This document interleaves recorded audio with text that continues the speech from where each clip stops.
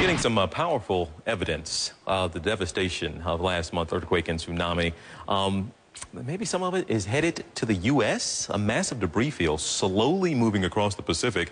Tsunami swept entire villages out to sea, 200,000 buildings in all. Bonnie Schneider here with me now. I was amazed. You were telling me about this, and I said, what? Are you serious? This stuff could actually make its way, and it might take a while. It'll take a while, and then it loops and comes back. It's really fascinating. Okay, take a look at this computer model. This was put together by University of Hawaii researchers Nikolai Maximenko and Jan Hefner. And what they did is they projected using ocean currents and just general patterns of the Pacific of where the debris would go once it left Japan. And remember, you saw some pictures of all that debris because when the tsunami came in and slammed into Japan with that first wave, all the water retreated and it pulled back with it so much debris, homes, cars, boats, and all of that has to end up somewhere. So here's the model, and you can see that as we go through the next few years, by the time we get to 2014, that's when it comes closer to the U.S. West Coast and also British Columbia. And even as far south, some of the debris dips down to the Baja Peninsula.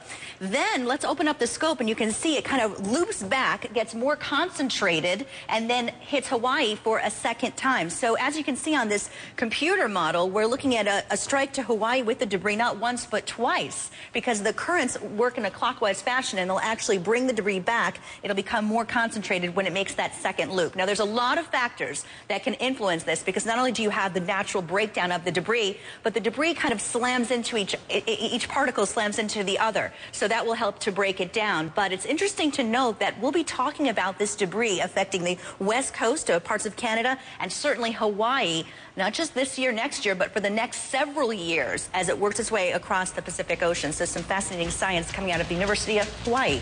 Well, stay with us. We'll have a lot more straight ahead on CNN Saturday morning.